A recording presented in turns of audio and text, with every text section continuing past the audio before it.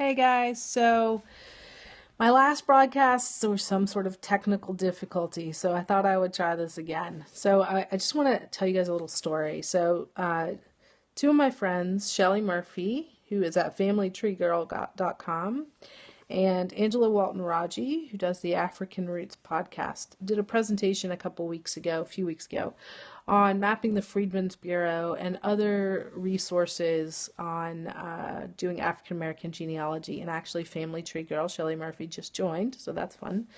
And so they did this great presentation, and it was good information, and I really enjoyed the information they shared. But honestly, like as they talked, I got more and more excited by what they were saying. And it's excitement because I care a great deal about the subject matter. It's excitement because I just knew some of what they were saying. It's that kind of, I want to raise my hand because I know the answer kind of excitement. But the more I listened to them, the more I just felt deep in my soul that I needed to be doing more of this work. So those of you that don't know me, I have written two books. One is called The Slaves Have Names, which is the stories of the people who were enslaved on the plantation where I grew up here in Virginia. And the other is a young adult fiction called Steel Secrets, which is about a teenage girl who helps to save a slave cemetery. And so I do this work, but that is not what I do with the bulk of my time. The bulk of my time is spent with writing and editing and advice for writers, and I love that too. But I want to be able to do both things. And right now, I'm not able to do as much African American genealogical and historical research as I want to do. So listening to Shelley and Angela, I got so excited, and I just felt all tingly and happy. And the people that were in the room were people I loved, and the stuff they were talking about was just stuff I care a great deal about. And I texted my husband and said, this is what I need to be doing with my life. Like, this is what I want to do for the rest of my life. And I say that to you, and I share that so that you guys can think about writing and doing what makes you passionate. I want to write the stories of enslaved people until I die. That's what I want to do.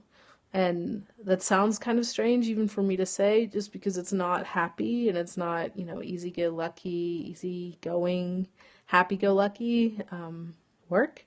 It's a hard subject, but it's just something that it makes me feel alive, and it makes me feel like I'm answering my calling. So you may want to write about 15th century Malta. You might want to write about Dansko shoes. You might want to write about farming and things, Shelley.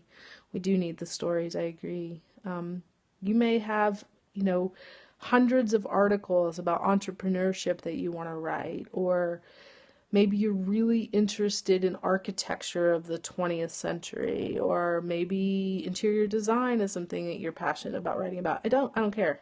Whatever makes your soul tingle, whatever makes you feel alive and happy, that's really what you should be writing about. And so I just want to encourage you in that. There's lots of advice out there about getting more readers and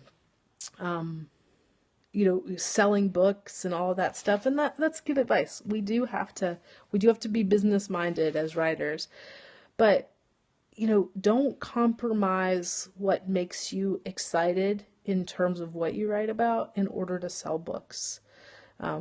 Don't compromise your passionate soul for a topic in order to get more readers. Like, the people that need what you have to say will find you if you write what you're excited about. And if you're not excited about something, that's going to show in the work. No matter how much people tell you that, this kind of book will sell, if you don't care about it, nobody's going to read it, because it's going to come through in your writing that you don't care. So I just want to encourage you to write what you care about and be passionate about that. So I hope that is helpful in some way for you guys tonight.